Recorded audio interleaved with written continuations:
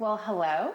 My name is Adamika Meadows Arthur, and I'm so excited to spend some time talking about your health journey and talking about your role as a health coach. Yes. And how a health coach really gets to help a member like you, an individual, really work on their health journey, especially when you've lived with a specific disease state your entire life, right? You think there's somebody who's been working with a disease their entire life, kind of, you know more about the disease than anybody else would know, right? So you told me a little earlier that you grew up and found out you were diagnosed with diabetes, type 1 diabetes at 7. Mm-hmm. Tell me a little bit about how you managed your diabetes and when you were younger. Well, that was a big challenge. At the beginning, they couldn't find out, that I was diabetic, why I was fainting all the time. I couldn't understand as a child. A child, they want to do is just eat whatever, play, and go to school and have friends and whatever. And then for me, it was a big challenge because I was always sick of my stomach. I couldn't play. My mother didn't let me go out because, I was always sick, Sure. Yeah. And then I was raised in, like a private school. And I lived there most of my time, In a boarding school? Yeah, in a boarding school, okay. Yes. And, it was even harder because, the nuns, they didn't know how to deal with that. It's not like kind of like a mother-child story. I would not say mother-child, no. So it was kind of hard because, you fainted. Okay, get up and keep playing or keep eating this. And they used to feed you all of these things, without knowing until I was 7, And then I went to the hospital. I was admitted and they said, no, diabetes type 1, insulin. And at that time, 1974 and all of that stuff, it was kind of insulin regular or not MPH. That was it, And it was hard for me. It took me a long time to adjust to a certain amount of insulin. Sometimes it was too high, sometimes it was too low, and then I couldn't figure it out, So it was hard. Psychologically, it was for me, it affected me so much because I couldn't have friends like everyone else. I couldn't, do so many things like other girls, and it was hard until I started getting active, like playing volleyball, and all of that stuff. I actually played volleyball for a long time. And for me, it was awesome because I was able to exercise, and sometimes get all that anger that, oh my God, everything that it was built, in those years where I couldn't do things. It was like, oh my God, yes, I broke free. Yeah. And I'm active now. So I learned how to eat, better. And, it was hard, but actually I actually got to manage, until I got an adult. Yeah. Sure. And there were some challenges too when being an adult, but I'm still working on it. Sure. Mm-hmm. Hillary, Yes. Tell me a little bit about being a health coach and what was your journey to wanting to be a health coach? Mm-hmm. So what inspired you to be a health coach? What inspired me is that when I was about 32, how old am I? All right, I'm trying to think. Well, for 13 years, I have multiple sclerosis, and when I was first diagnosed, I just started thinking more about diet and exercise. Well, not at first. They give you all this medication, make you feel crappy. You think, all right, I'm never gonna walk again, blah blah blah. But then, finding out that you can eat and exercise, and it actually made a difference, and it changed my medications. Then I'm like, oh man, I need to educate other people about how to do this, because I do feel like a cure for everything is on this planet, and we just have to look for it and do the research. But yeah, that's really what that definitely jump started, because before then I was corporate, trying to climb the ladder, blah blah blah. But then switched to that, and then that's really what it was. So this is a bit of a personal journey for you. This is like reclaiming your own health, right? To help people really help fight their own journeys. Right.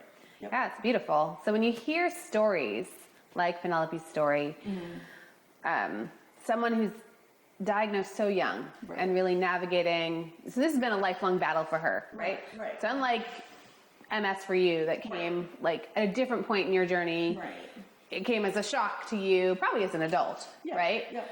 This is something she's been like, this is a war battle cry. You've been, this is battle fatigue for you, right? You have been fighting this battle a really long time. Yes.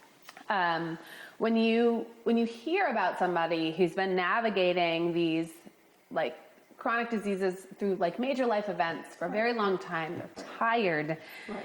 How do you, what is your approach? How do you think about wanting to help somebody with such a different story than yours? Even though it's like this personal vendetta you have about how, wanting to slay the demons of health, right? But it's a very different approach, right? What are your thoughts? How do you approach something like that?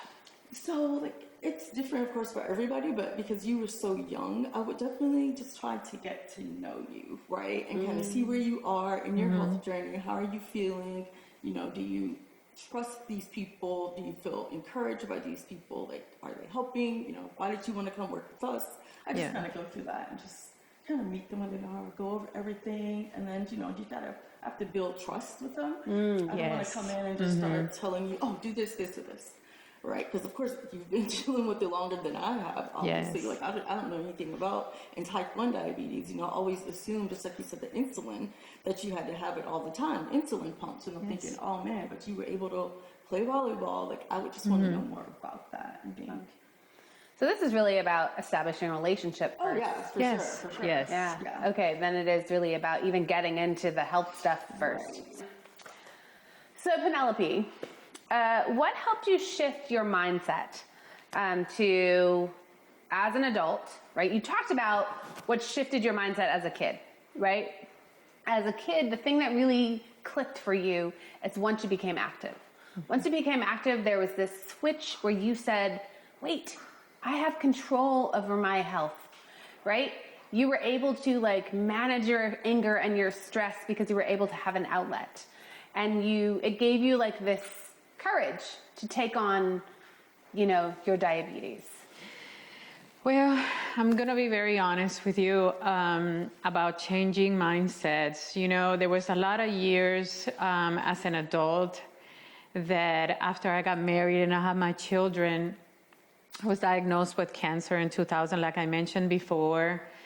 I went into a rampage of anxiety and depression that it was totally out of control. And then I ended up on a domestic violence situation in my marriage due to the cancer. That I couldn't explain myself. What did I get myself into? Why is this happening to me? So not only dealing with the diabetes, also dealing with the cancer, chemotherapy here, surgery there. I had a hysterectomy, complete hysterectomy when I was 30 years old. I wanted to have more children, but now this is where you can't, And then on top of it, the domestic violence situation, that it was so bad and I couldn't get out of it, And then there's so many things that people say, oh no, but you can do this or you can do that. Yeah, walk in my shoes. Right. Put yourself in my shoes, and then you'll know how I felt. It's just like I didn't want to live anymore. Right. And it was so bad that I had to start to look for help, And then my strength has always been God, because He has not left my side. It's like, get up and go. I'm with you, get up and go. And then there was one point where diabetes and everything was not working. I said, you know what? No more insulin. I couldn't afford the insulin. I lost my insurance because I went to Mexico. And I was hiding in Mexico because I didn't want my husband to find me. So guess what? No more Medicaid, no more insurance. So I lost my insurance, you know. My daughter turned 21 and there goes, Medicaid is gone, you know. So what am I gonna do? So there was a time where I didn't care, Yeah. you know. And then one day I'm like, you know what? There's the mindset changing. You know what? I have to get up. I have to do something. If not, I'm going to die here. Right. And I'm going to die where I wasn't even born here. So I came home, and I came home to Texas. You know, I came here, and then I started, you know, first I started at the health department, you know, and then I went through the application. I was approved. I got my Social Security, and let me tell you, it was hard to get up. Yeah. But if I didn't make that change, telling myself that I had to get better because I was tired, I want to cry, but I don't want to cry. But I made that change because I wanted it to, you know, to tell myself, that's it. No more feeling sick, no more, you know, no more domestic violence, no more nothing. You're going to get up and you're going to walk and you're going to keep going, you know, and I did it. I did it. Thank God. I had the strength to do it. And this is why sometimes I love to talk to other people, to tell them, you can do it. You can get up and you can do it. Believe me, you know, there's times still with my strength and my faith that sometimes I feel like, oh my God, again, I have bad news again. I have to have another surgery again. The PEG tube, the gastroparesis, the vision changes, all of this stuff together, sometimes they hit you, but there's a purpose for everything. It's to make you stronger, to make you a better person. And, you know, when I had the experience with Scene Health, that's one of the experience that I got. And I got it from Crystal from Scene Health, which is, I believe, is your sister. Yeah, it's a beautiful story. Yes. I feel like Yes. I want to thank you for sharing your story. Oh, no problem. No, really, because we often gloss over our stories, right? Our health journeys are not just disease states, right? Yes. They're not just, you know, we're not just numbers. Right. And I say that as somebody who, you know, I'm an epidemiologist by training, like literally my job, right? Or I was trained to be the person who counted the numbers, right? Yes. But I became an epidemiologist because there wasn't people that looked like me in my community, right? Whoever reflected those numbers, right? I want to make sure that there were stories and people behind the numbers. And you just illustrated, I think, beautifully that it's not just diabetes. It's not just living with, that we all have lives, right? Yes. Life happens to all of us. And so it's not just like, I only had to deal with my diabetes, right?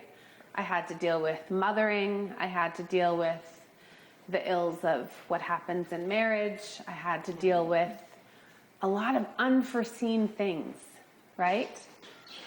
But you were also seen, right? And you had things like your faith. You had, it sounds like, people in your life, whether they were close to you or you met them along the way, that looked out for you or gave you advice, right? Yes. And that's all a part of knitting together this fabric of your story, right? But the biggest rally cry of all was, not only did you walk this incredible path, you got to rally yourself. Yes. Right? One of the things you said earlier, which was so powerful to me, was that people now look at you and they say, you are such an inspiration to me, right? Yes. Because you manage your health, and I look up to you because you've got your pills and you're taking care of your health. And how can you do that? How can you go through all that you've been through in your life, Yeah. you know, your children, you know, like, and they say, like, how can you do that? You know, and you're able to reflect back not just on your journey, right, but also the nuggets of knowledge that you've picked up along the way. Right. And so it's a real gift for you to share your story, but also the lessons, right, the pitfalls, you know, the ability to pick yourself back up and fall down again and pick yourself back up and fall down again and pick yourself back up, right? Because that resilience is something that we all have to aspire to, because, you know, you're going into surgery tomorrow. Like that is, and you're here today, right? Sharing your story. That is a beautiful gift. Hillary, you get this incredible honor to meet with people like Penelope. Yes. And hear their stories that are deep, right? They're layered like this. They're gripping. Yeah. I was so gripping that I just called you by her name. I know, right? No, but you're right, though. But like they're gripping, and they really do like change your whole, like, you know, your whole thought process around, well, shoot, I woke up and thought I was not having a really good day. I can't say nothing now, right? Right. How do you help inspire and to help people when they're in their moments in their valley, when they're really, really in their tough places? Yes. Or to keep encouraging them when they're on their climb up the mountain? Right. Well, first I want to say that when I was talking about MS before and realized I needed to change my diet and do all that stuff, it was because of my sister, Crystal. She gave me a book that she had heard about, a doctor with MS who was using a diet to help herself. And so, she got me started on that. Okay, so like the ultimate health coach through this whole interview is the person who's not here, which is also works for CNO. Yes. My amazing sister. Which is your sister, Yes, who is your and I health love coach. her. Yes, my health coach. Yes. Which is amazing. Yes. But also, not only just in her personal life, but her professional life has really made an impact, right? Yes. Impacted you in your own health journey. Yep. Encouraged you to like change your personal life. Yep. Which then changed your professional life. Yep. Which has allowed other people to be inspired and influenced and impacted, like Penelope. Yep. And in her professional life, really impacted your life. And we'll talk about that in a second. But how do I encourage people? Yeah. So what I do is, and I think what we all try to do is, like I said, we build this relationship. So they trust us and everything, but when I call someone and they're in a really low place, I really try to get them to focus on stuff that they really like to do. And kind of what you want to do too is acknowledge the pain they're in and let them talk, and then sort of get them around to the point where they're also building themselves up a little bit. Like start getting them to encourage themselves for the little wins, and for just like, well, you woke up today, you took my call, you know, and while we're talking, you know, just tell me about what you like to do when you are feeling better. And so I just kind of go through that process just to get everybody, you know, just get them encouraged. Sure. And, you know, even if they don't, you know, they're not like super happy when we get off the call, but they're usually feeling heard and seen. And I think that's the issue with a lot of with most people in our program is doctors, they don't see them. Nobody listens to them. And so even sometimes family members. And so we are those people for them. So mostly we listen before we do anything else. And then through listening, we learn how to encourage and try to get them, you know, moving forward. Yeah, I mean, this is so much more than blood sugar. Oh, for sure. Yeah. 100%. Yes. Right. I mean, Yes. all those other things affect your health. It's like they're all intertwined. You can't do one without the other. Right. Yeah. Penelope, you mentioned about your A1C, right? And so you, through your journey of being seen, right, with Seen Health, you said your A1C at one point in time was 15.7. Yes. So you've thrown around some numbers earlier, right? And so when you talk about you know, having type 1 diabetes and you knowing numbers and you've known numbers and you throw around numbers because you've had this disease since you were young, right? So you've known numbers and A1C and had numbers thrown around, and but 15.7, that might not mean something to people who don't know what that means. Yeah. What does that mean to you as a health coach? You hear A1C of 15.7. It means that we need to maybe meet up somewhere and talk in person. I mean, like right, in the ER? Serious. How about in the ER? How about that? But it's like, we need to get you. And, yeah. We need to meet up in the ER. Yeah, how about that? What was happening in your life at that time? Because it had to be more than blood sugar. As we're talking about, like more than blood sugar. Had to be more than blood sugar that was really impacting that 15.7. It was actually the domestic violence situation. Yeah. So stress where, and other things that were the really stress, impacting. the depression, the anxiety. Yeah. You know, there was times where I hid in a room where I didn't want to be bothered. I closed the drapes and I just didn't want nobody to talk to me. Yep. All I did was just cry. And there was times where I ate anything. Yeah, sure. Whatever was in front of me. Yeah. I will eat, and then it was constantly eating, and there was times where I didn't eat anything. Yeah. Mm-hmm. You know, and it was just so bad that sometimes my sugar was like 600.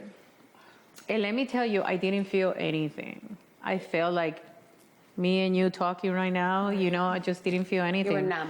Maybe sometimes I had a headache, you know, but I suffer from migraines, from chronic migraines. So I'm like, okay, it's a migraine. Yeah. Right. But my sugar, 600, you know, and then no insulin. Yeah. So the days kept going until there was the time that I told you that I said, nah, Yeah. no. So was it some sort of like, you know, immediate break that happened? And it's interesting you say that, right? Because when you're not managing your health and you're often not going to the doctor. So your doctor's not seeing this 15.7 number. Right. You know, your health plan's not seeing this 15.7 number, right? Because if you don't go to the doctor, those numbers aren't getting to your health plan, right? And so your insurance isn't seeing this, right? And so really your health is just spiraling down. Yes. Right?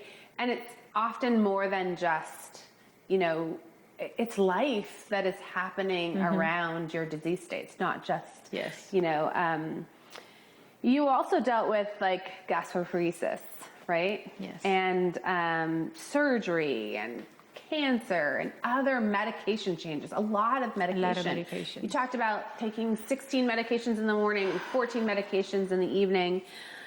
What has helped you manage your medication? Tell me a little bit about like, how did you learn how to manage your medication? Well, one of the first things, like I mentioned before, was seeing health, you know, about getting into the habit of taking my medication. So start there. Tell me like literally what were the first couple steps?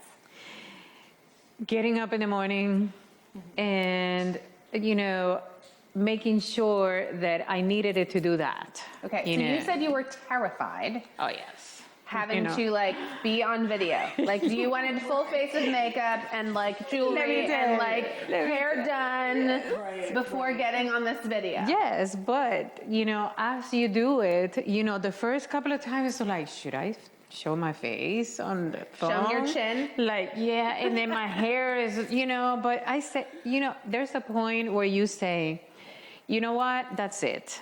You know, I don't care who looks at me. It's the nurse. And I, you know, for me, she was so beautiful with me that I said, you know what, it's her. Yeah. Right. So I don't care what I look like. Okay. I'm like, so once the trust came in, it was like away from your chin and you kind of went up to your lips. Then you went to your nose. Little tiny steps, you know. It was like she was mentioning, you know, and like you were saying, you know, you have to learn how to get that trust. Okay. Because you don't trust everybody, you know, and like, who's going to see this? You know, a lot of people are going to see this. And I say, you know what? I don't care. As long as I take my medication, and then that kind of gives you that strength to form that habit of doing it every day, you know, that you're like, I'm taking your medication, you know? Yeah, so you don't care anymore. Okay, so it took a little bit. How much time did it take before you started to have that trust built?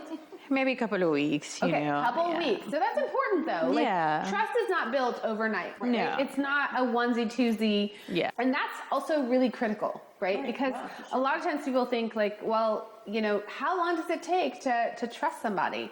It takes some time. Right. It takes some time to actually really establish and build that sort of relationship. And let me mention something, and sorry to interrupt, but let me tell you, once you send those videos, you know, of you taking the medication, one of the things that worked for me, I don't know for everybody else, but that worked for me, is there was always a text message after they received the video or a video from them to me saying, hi, Penelope, thank you so much for taking your medication and we appreciate it. So that support, you know, after they received the video and they watched the video, that was what made me trust them, you know, and keep going and learn from that. Okay, so now here's where I need to take a momentary pause. Because the video she was getting was from your sister. Yep. Yes. Or nurse, actually. Or nurse, Yes. right? Okay. Yes. Or maybe Some even a of them both. pharmacist. But like, you were getting some videos from her Yes. sister. And your sister also encouraged you on your own health journey. And I would imagine like by phone or by video too. Yeah, she was in LA at the time, and that's how she was working with someone who has MS, and they told her about it. So she was like, Okay. "Hey, this book, I have to send it to you." So I got it, and it got me into. I started boxing. I owned a boxing gym, like doing all this stuff pre-COVID, and you know, just like continued it once I started here, like boxing, staying in shape, and so. But that's a different video. But yeah, she's great. I mean, like, You look in shape to me, girl. You're fine. that's so sweet. Okay. But yeah, she did. She encouraged that, and it was great because, like I said, it started me on a journey to help other people. Yeah. And then when we were hiring at Scene, I was like, my sister's amazing. So, you know, and she was already. You're like, but I'm amazing too. So. No, I always put her above me, believe me. I always say she's so much better than I am. But yeah, so that's just been, and that's still who she is, and it's really great. Like, So what are some things you do as a health coach, you know, on the other side of this? Like what kind of things do you do by video? What sort of cute texty messages do you send to folks? What do you do to establish trust with folks? I love the videos, so I do videos all the time. I prefer that to like. You prefer the videos? Oh, Okay. yeah, all the time. Okay. So I'm always sending a video, and I like to do things to like celebrate people, birthday or whatever. I like to do like balloons, or you know, there's always, before we had the things that we have now to just like do the balloons in the screen, I would get stuff like confetti and just kind of throw it up. And fun. I just wanted people to feel like they were having a good time, and I didn't want it to be. It's like. It's serious just because you're taking your medication, but it doesn't have to be serious because you're taking your medication, right? You have to have something to look forward to. It should be fun, and I'm all about fun, looking forward to things. So yeah, Good. definitely just find out more about them. They can ask me questions. I make it sort of just like a back and forth thing. You know, I like that. And one of the things that's interesting is you mentioned that your sister learned about this book about MS from one of her patients or one of her members, right? Oh, no. She was working at Lululemon. It was her manager. Okay. I was about to say, because you often probably must learn from other people things that you then pass on to others, right? So it's like a nice bi-directional way of learning together. And that's what's great, you know, about having Penelope talk about this, because it is going to inspire and motivate other people. I hope so. Right, but it will, though, you know? It's like they hear your story and how you got up, but it was gradual, like you were knocked down pretty far, and it was like you worked your way back, but you didn't. Yes. And so it's like, you know, it's inspiring to people. And So even though it's all virtual, it feels different than all virtual. yeah, I think so. Yeah, Yes. for sure. Yeah, it does. Yeah. And doesn't like feel overly, you know, you mentioned pandemic a couple times, and I know we all get like a tick or something whenever we say pandemic, but it doesn't feel like, because we were virtual for so long in the pandemic, doesn't feel like overly done. Right. And I guess for me too, it was interesting because I never thought you could connect with someone like this. Okay. And so I was always a more in-person type of coach Okay. and help and everything. So it was very interesting to learn that you can connect with people. Yes. virtually, just to, probably better sometimes. Yes. I think because it's kind of on your own time too, so you don't have to like, oh well, we're gonna talk at 4:00 today, So that's also what's good about it. It's asynchronous. Like you just Well, that's really interesting because Penelope, you talked about there were moments in time where you kind of shut other people out, right? Because you were depressed and so you almost put on a mask when you went out to your doctors or to other people, and you pretended, right? Yes. To be almost, you could pretend for 30 minutes, right, for one doctor's visit every 4 months or every 6 Yes. months. But you can't pretend every day when you're doing a video every day, right? So that's one of the big differences is that like you not only establish trust, but you also have to be like authentic. You have to be genuine. You have to be who you are. You can't pretend every day, Yes. as you're trying to take medication. So that also is something different. What about like incentives? What are some sort of incentives that We you? were talking about that earlier. Yeah, tell me. Well, it was awesome. For me, I think it was like. So you get incentives. Tell me a little bit. Tell me about the swag. Yes, obviously, sometimes, when you go to places, to do something, you get something in return. Okay, tell me a And little with bit Scene about Health, they were giving us gift cards. Gift cards. Yes. Okay. For what? Were there milestones you made or? For every visit, every certain visits, that you completed, you get a card, and you can pick from wherever you want to use your card. Okay. I used it in Amazon. I bought whatever I wanted it.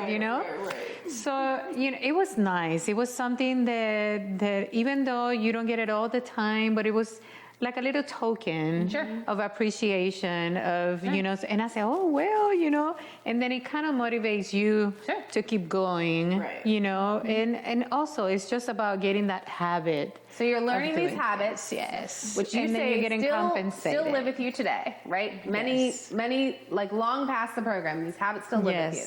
But you're getting incentives along the way, which are like, one, they're really wonderful things to add to your life, Yes. right? Make you feel good. But they're also like encouraging you that kind of, you have the intrinsic motivation already, but it's giving you kind of some, external motivation. It too. has that teaching sense behind it, they're teaching you to do something, and it's up to us to create the habit, but it's awesome.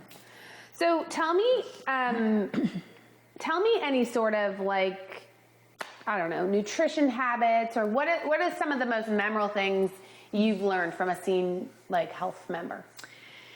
For me, it was good. I received a bag full of goodies inside from Scene Health, and it was about learning how to eat. Okay. And I remember that I also got a phone call from Ashley, also from the nurse, about, hey, we got to learn. I also received videos, different kind of videos about cardiovascular disease and all of that stuff. When it's talking about diabetes and the way I should be eating. Okay, so nutrition facts were most important to you. Yes. So like things you learned about nutrition, and also other disease states that you don't necessarily have, but you're learning more about. Yeah, well, I didn't mention, I don't know why I didn't mention it, but I had a stroke in 2014 that affected me, my right side.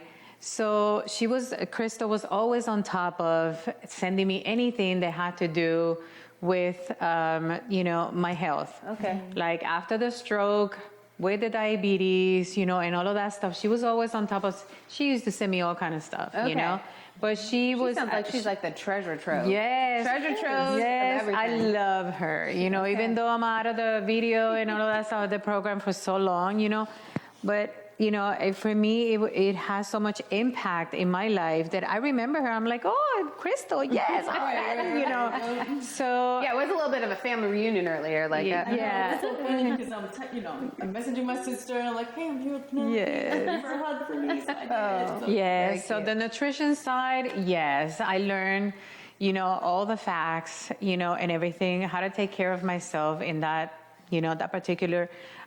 So I'm grateful. Great. Hillary, what do you do, or how do you help people reach their own definition of success? even if it looks different from what you would like to see in their definition of success. Right. I know. For me, I guess.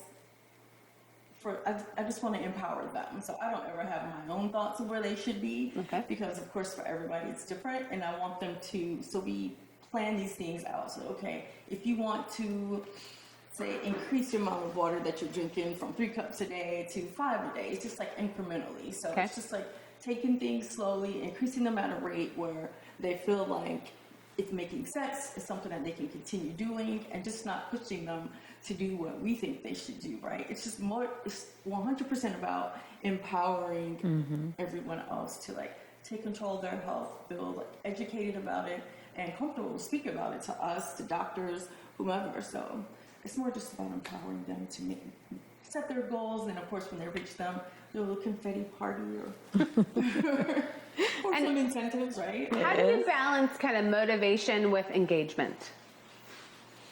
I mean, once you get to know your people, you know how best to speak to them. So it's not one of those things. And sometimes you can do both with one person or one or the other. Okay. So it's just kind of like feeling out, you know, once you get to know them and seeing who they are and how best they respond to you. Yeah. Now you talked about, you know, seeing health has lived on in your habits, it's lived on in your stories, it's lived on in so many things that you've like continued and carried on. I would imagine with you, these relationships have lived on with you, even though, you know, people have moved on in their journey. Right. I think that's a beautiful way to end. I'd love to know just what was your favorite thing or the thing that you kind of are most grateful for from Scene Health, and then not disclosing anyone, what is your like most memorable member or person story? Yeah, go ahead. For me, obviously, was that kindness, you know, that I received from Crystal, from the nurse, from the pharmacy, from everybody. You know, each video or each phone call had a great meaning, you know, for me, because I could tell they care. You know, like sometimes you go to a place and you talk and like, yeah. You go to the doctor 5 minutes.